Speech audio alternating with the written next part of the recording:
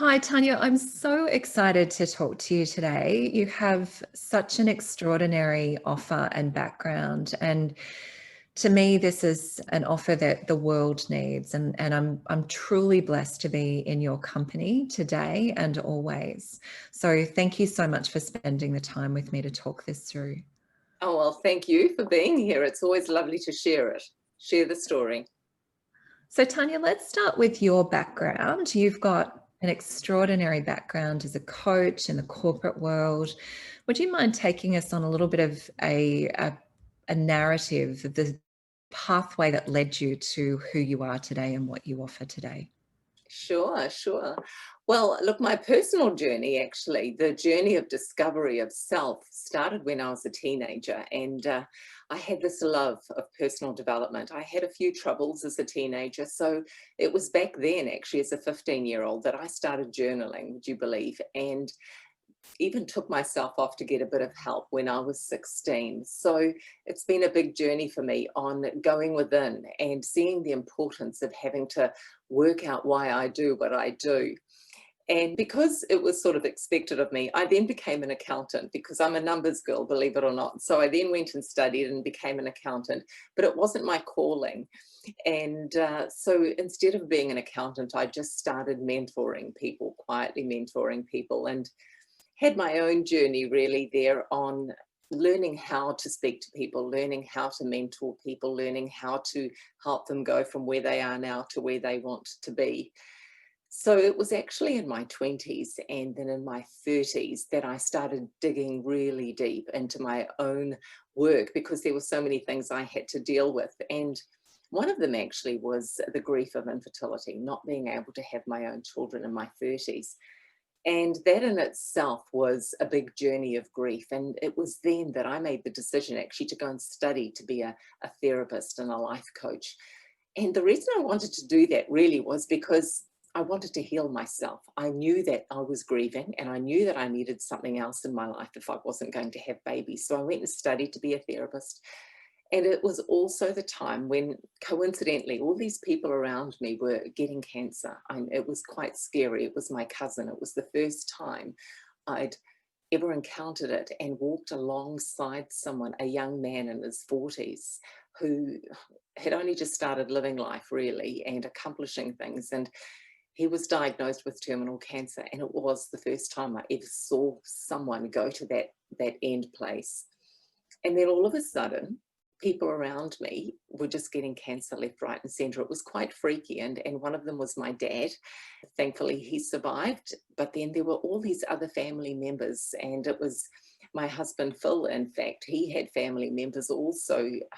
One of them was his uncle and daughter at the same time. So a father and a daughter died within a week of each other of cancer. So we had all of these situations around us. And Phil and I became this like little center point of support and gathering of people to support people and families as they were trying to deal with cancer or any terminal illness, in fact. And so Phil and I became this like strong couple and we would help everyone. And then my mother was diagnosed, would you believe? I couldn't believe it. And by that stage, it was, oh, okay. Oh, cancer, here we go again. What do I do? And I sort of knew what to do. And thankfully, my mum is still here. She's a survivor as well. So that was it. It just naturally happened that way, that I went from being someone who really wanted to dig deep and help myself on my journey to already helping others. Now, what then happened was the unexplained, it was just never foreseen, was Phil, my very strong husband, healthy husband. He was then diagnosed and I'd just turned 40. And interestingly, at that point, I'd made the decision that, okay, if I'm not going to have babies, I'm going to do something else with my life. I'm going to do something greater. I'm going to do something for mankind. And I kid you not, I think it was 3 months after my 40th birthday, Phil said to me, Tan, I've got to go to a doctor tomorrow because I've got a lump under my arm. And that was all he said to me. And something inside me changed. And I knew that my life was never going to be the same. Anyway, it was 5 months after he told me that he actually passed away. And, you know, it was like, as soon as he was diagnosed, I sort of knew, okay, I now understand why I wasn't meant to have children. I have to do this for this man. And then when I realized that he wasn't going to make it, I realized that there was something greater in the world for me to do.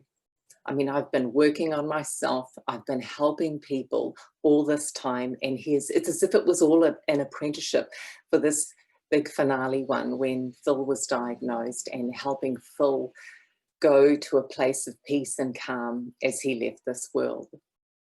So that's things in a nutshell on why I am where I am today, and what the background is of how I got to be here and how I got to discover what my real purpose in life is. I could go on, but I thought I'd better stop and give you a bit of a... Yeah, and look, at your story always makes me tear up. You are so strong and so determined, and you see such positivity in every situation, which in fact is what makes you so good at what you do. But let's talk a little bit, if you don't mind, about what it is that you do. So I know the why, I know why this is so incredibly important to you. But when someone has a diagnosis, which you've seen happen many, many, many times for family members, clients, people around you, there's a diagnosis and there's a moment where life changes. Having witnessed that so many times, what's your take on that, and what do you do that can really help people navigate that moment and the many moments that follow that no one could possibly plan for? Well, that moment for me was nearly 16 years ago, and it's been another journey for me since then, from that time of Phil's passing to now, for me to be able to strengthen myself and now be able to accept that grief is part of life. Grief is going to affect every single one of us. And to be able to not run from grief, to not be full of fear when that moment comes, when either you or a family member has been diagnosed, and then for a part of you to already pass away. You know, it's like, I will be there. I will show you how you can still keep living, even if you've been given a diagnosis, even if it is terminal, even if for you can't see anything beyond you know, a little bit there in front of you. It's about coming in and walking beside you as you still live with cancer, with the diagnosis, or whatever else it is. It's hard to articulate what it is that you do, other than to say, in my few words, that you are there to help navigate moments that no one on this planet could possibly be prepared for. And the diagnosis is not the end.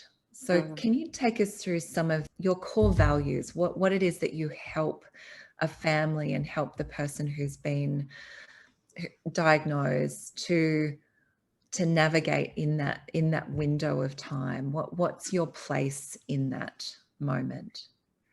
Well, it's to be able to manage the feelings. It's to be able to manage the fear. It is to be able to sit with the feelings as well and not run from them.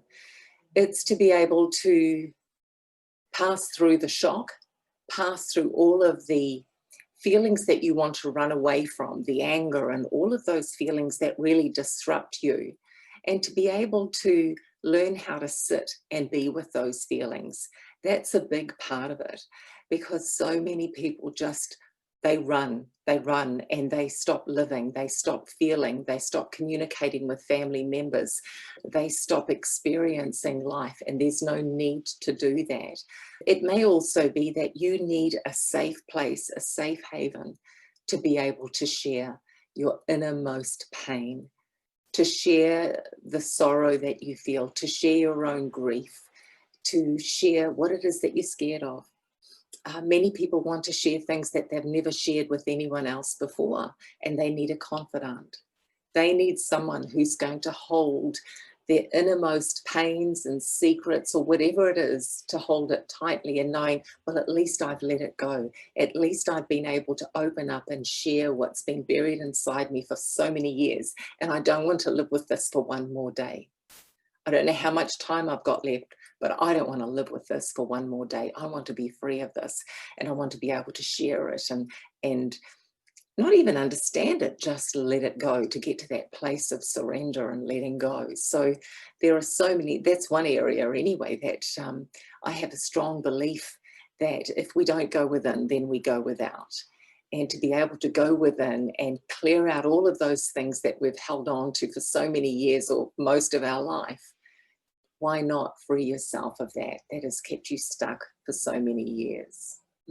So that's one area. Well, I think that brings a good point up, and that is, so in most situations when there's a diagnosis, there's very few people around to support you and to support the family. The natural place is the medical system. So you've got your doctor and you've got specialists, you've got nurses, hospices, those sorts of things. You probably have financial planners who, might get involved, and towards the end, you'll, hire the services of, end of life planning. So funeral, for example.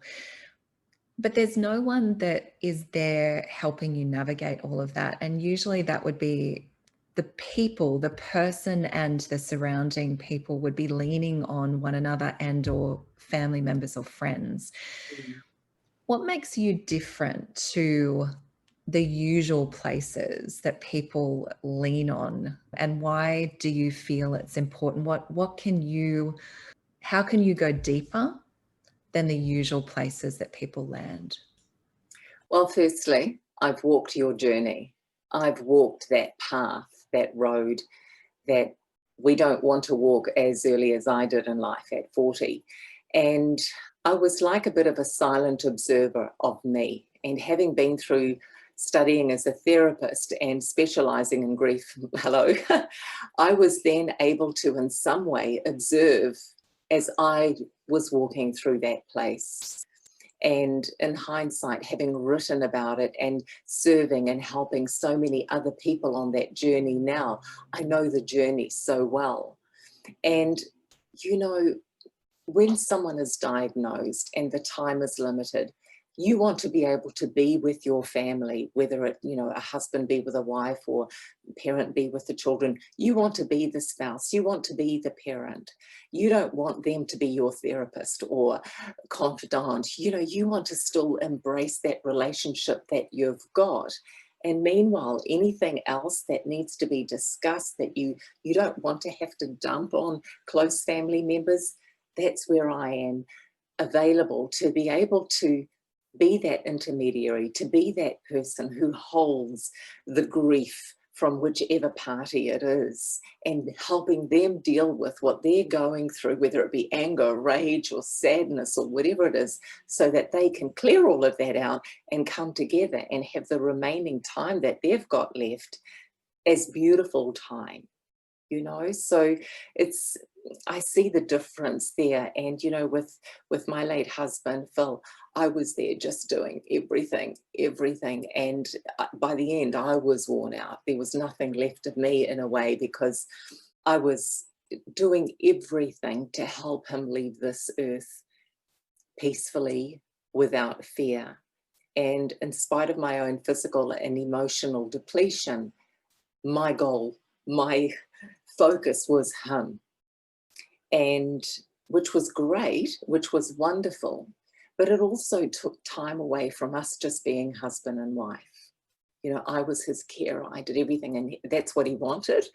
But it would have been lovely for me to have been dealing with so much of my emotional stuff that I was carrying, and for him to say be talking to someone else, or journaling and getting things out with someone else, so that we could have been husband and wife. So there's quite a difference there. And You know, I know what it's like once they're gone. It takes a long time to recover physically and emotionally if you have been caring and emotionally carrying them. It's very hard. You don't realize for 2 or 3 months how battered you are physically and emotionally.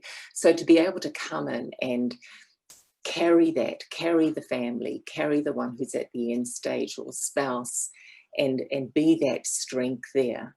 It's quite unique and quite a beautiful, it's quite a beautiful thing to do as well, you know. Mm, Yeah, absolutely. It's so important. And so the work that you do doesn't mitigate the need for health care and all of those other things. It's an overarching planning and caring role that's part mentor, part therapist, part, you know, part friend, part companion, part confidant who listens and can help navigate towards the end in mm, a way that elevates the beauty mm. of the situation in as many ways as possible. You know, and the other thing is that it's so common that people who are at the end stage of their life don't want to share a lot of things.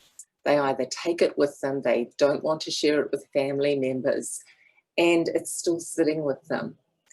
And, you know, for me to be able to come in and be that confidant, or even be the person that writes everything out that they want to say and maybe share it after they've gone, at least they've been able to release it. At least they've been able to know, I don't have the strength to tell them now, but I know they're going to know this once I've gone, you know, or to be able to plan some of the end of life celebration things with them that they don't want to share with others. So, I mean, it is quite extensive. You could kind of keep going, but mm, Absolutely. And I think that must be it must be very common.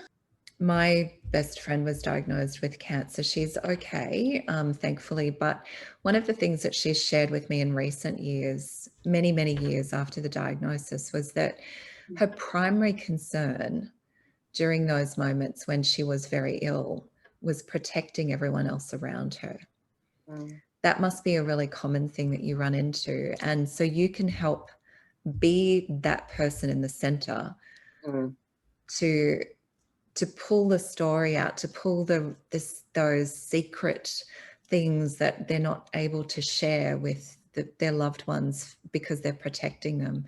Have you been in a situation, or you've probably seen many situations like this? Can you describe what that's like for the person who's trying to protect everyone else?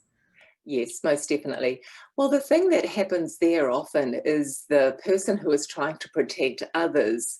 In fact, if you turn it around, maybe they just so want to hear that from you.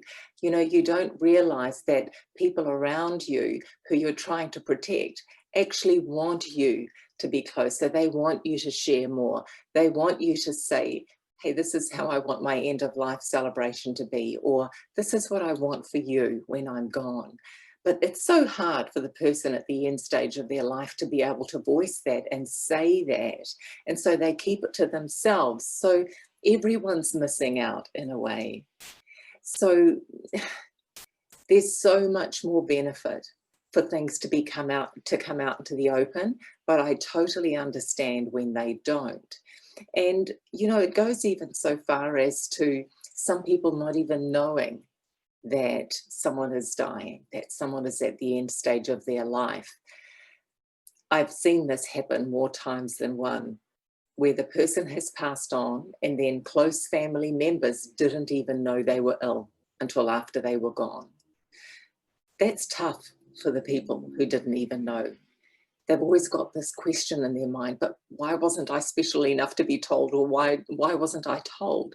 But imagine, even if what you were there to do was to script the letter that they wanted to write, what is it that you want to say to them once you're gone? help them understand why you're not letting them know now, to get all of that out on paper.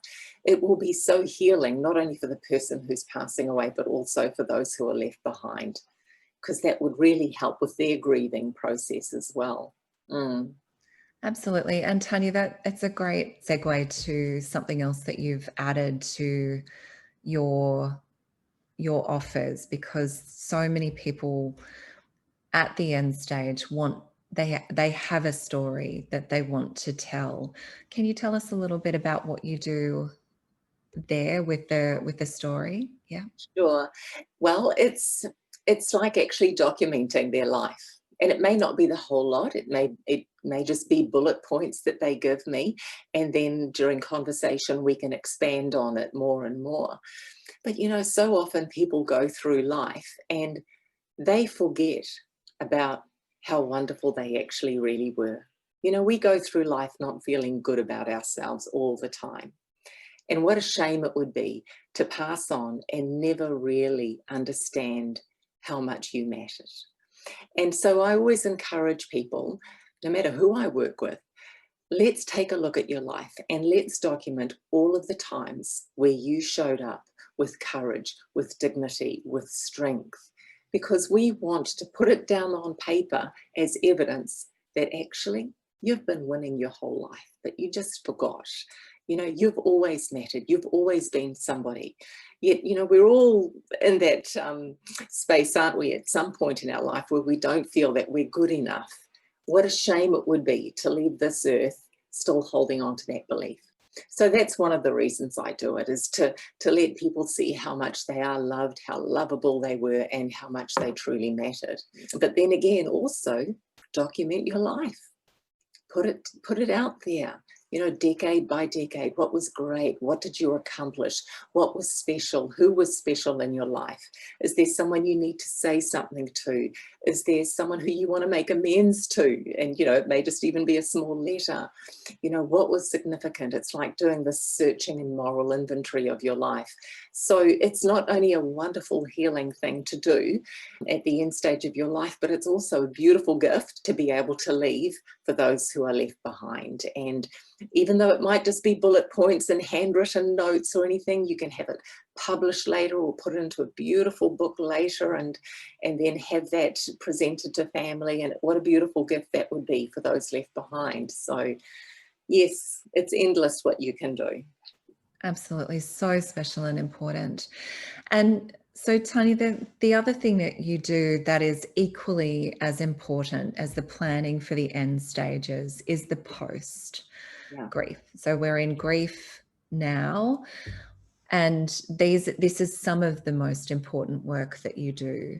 Can you take me through the process afterwards and what you do to help the family, the widow, the widower? It's about navigating those first few months after the funeral, once they've passed on, and navigating through the grief, because it does hit you. At first, after the end of life celebration, the funeral, everyone's around you. It's quite busy. And in a way, you're on a bit of a false high. There's so many people around you and there's things to do and that. But slowly, everyone else has to go back to their own lives, even your children.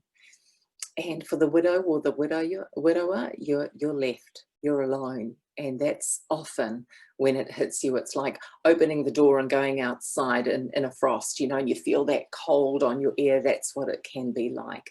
The reality hits you. Oh, actually, that's right. They did pass away and they're never coming back. So those first few months can be very, very difficult during that time. But then as the months goes, the grief changes. The tsunami of grief comes in different waves. There's practical things to do. There's decisions to make. But there's also, for the spouse who's left behind, there's this journey of rediscovery. Okay, who am I? I'm no longer a husband or a wife. Who does that make me in the world? Am I a miss or a missus? Am I a widow? Do I want to call myself that? It's this big identity. It's a bit of a crisis in a way, but the reality hits you that, oh my goodness, I'm not part of a couple anymore. And even cooking for one, shopping for one, there are so many things that remind you that you're no longer part of a couple. So it's going through that whole thing of identity. Who am I now in the world? Actually, what do I want now? What do I want for the rest of my life? So there is about getting clarity on what you do want and allowing yourself to move forward, allowing yourself to laugh again, to be seen to be laughing again, allowing yourself to start going out and enjoying life. You know, it's a big journey on breaking free from this perceived grief of what you carry and think that you should be doing. You know, there's this belief that, oh, but I can't be seen out there to be moving on too early, or whatever moving on means for you. So everyone's journey is different. I've been through it.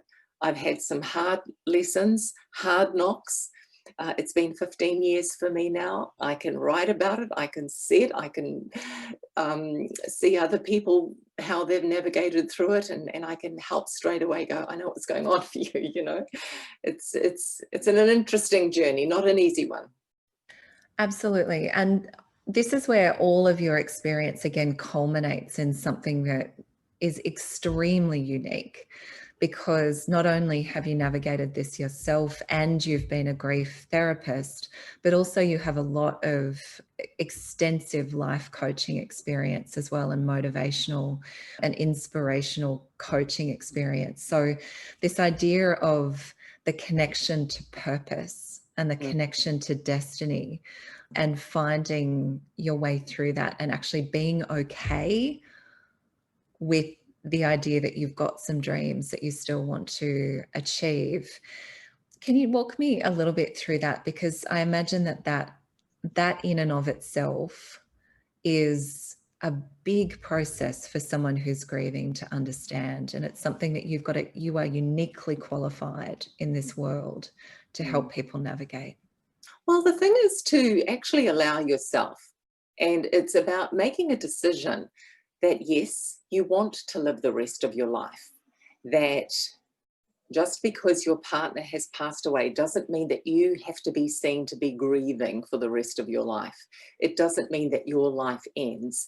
And one thing that helped me there was to, you know, reverse the roles. Well, what would Phil have wanted for me? Would he have wanted me to have stopped living? Gosh, no. You know, so I had to make that decision that I was going to live my life. I didn't know what it was going to look like, but the important thing that was that I was going to allow myself. Now, it doesn't mean that you need to wait for grieving to stop, because it will always resurface one way or another or get triggered. It's about allowing the grief, but also allowing life and living to happen at the same time. And life and living means joy, it means happiness, it means professional success, it may even mean loving again one day. And yes, grief will pop up every now and then, but it's learning how to allow both to be there at the same time. You don't know what this is going to look like, but it's about making that decision to allow yourself to live again, to thrive again, to even rise up to better than you were before. Who knows where the journey of life is going to take you? Maybe because of your experience, your loss, that you're now able to help mankind. Maybe that's where you can find meaning in your adversity, in your tragedy.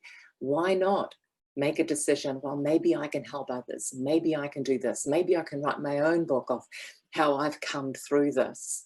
But first you have to make the decision to allow yourself to live again. Without making that decision, then you're going to flounder, and you're always going to just worry about what other people think. That's a big one. Worrying about what other people think. This is your one and only life, and many of us have seen how short life can be, how quickly things can change with the diagnosis. Do not let that influence your decisions for your life from now on. And it does mean revisiting little feelings like guilt and survivor's guilt and all that sort of thing. That's where I will help you pass through all of those things and roadblocks that will stop you from living again. And I imagine it's also, there's a very big part of this that's the not practical side of it, with you putting your arm around someone and showing them an expanded vision of who they can be outside of this experience that they've had. Mm. Do you find that that's a really big part of what you're able to assist people with? Oh, without question, because every adversity in life makes us stronger, right? And it's about going, well, maybe there is a bit more to life. Maybe there is something else out there for me. And it's okay. It's absolutely okay. And, you know, sometimes we find something else to strive for in life. We see a bigger picture. And one of the things that helped me accept Phil's passing and the grief of not having kids, the grief of him passing away, and all of those things was, maybe my journey will in some way be for the greater good of mankind. How can I put that into practice? And so it was about having that bigger vision. It was also about getting help and being able to do that, getting help and me being able to see what I was capable of doing. Sometimes someone else sees something in you that you don't see it yourself.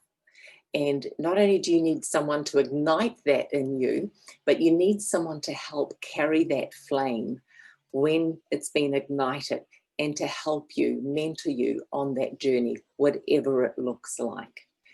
And let your driver be your adversity, because you've seen how short life is. And you go, you know what? I'm not going to waste one more day, because I see and saw how hard my loved one fought for every day of their life. So not only for me, but for them, but for mankind, I'm going to make this life count.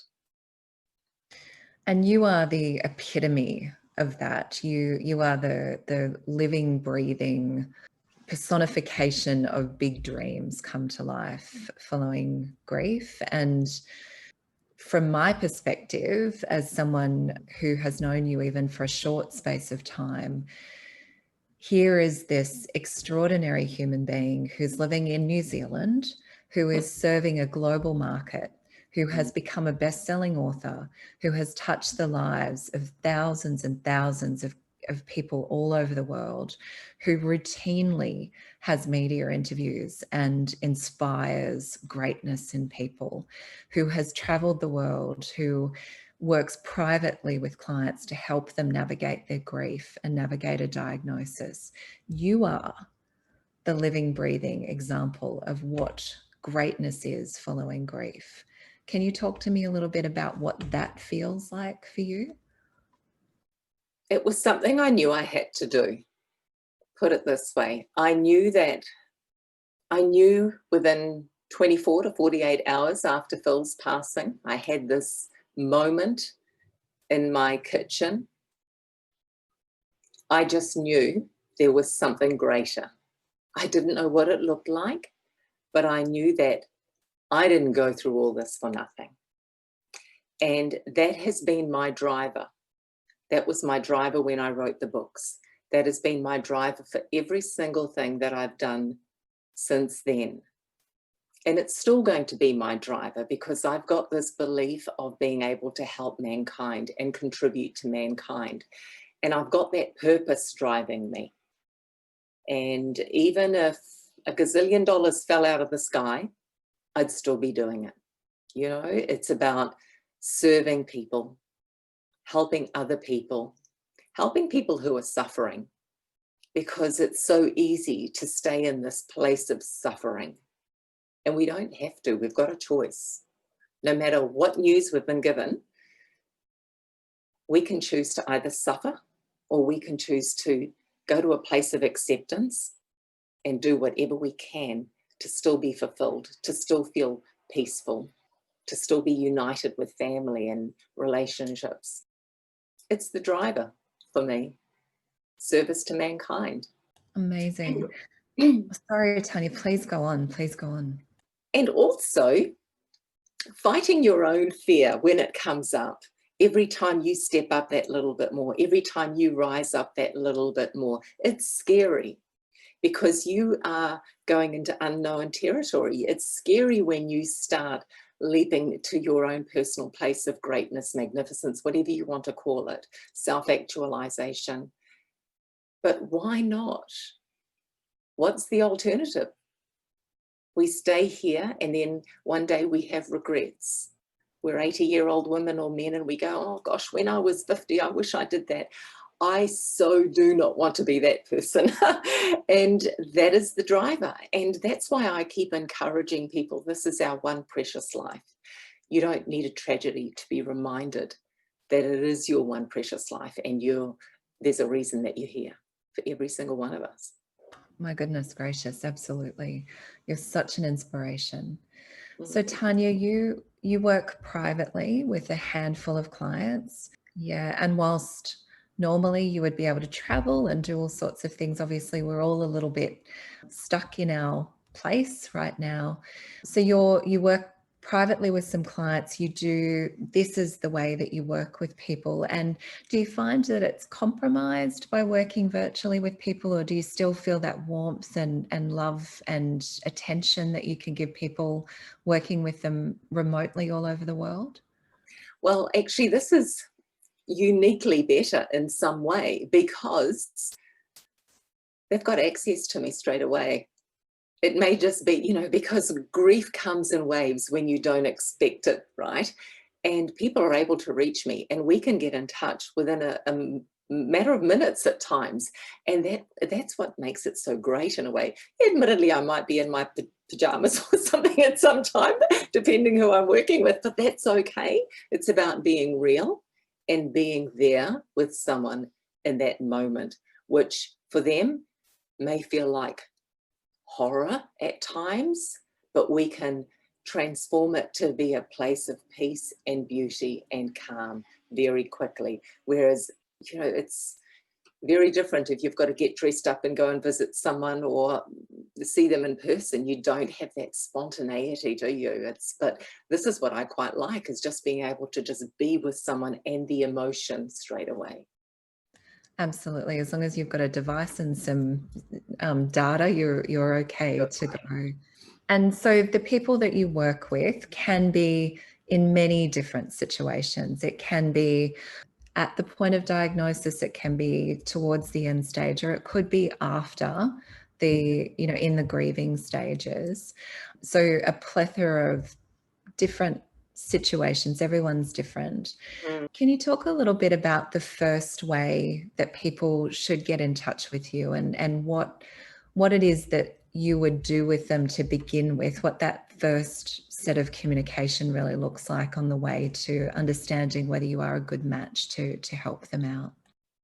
Sure. Well, once they reach out to me, whether it be via email or any other way that they can find me online, then I will make a booking and we'll actually speak in person. And I'd like to spend a bit of time in an initial conversation just to hear what's going on.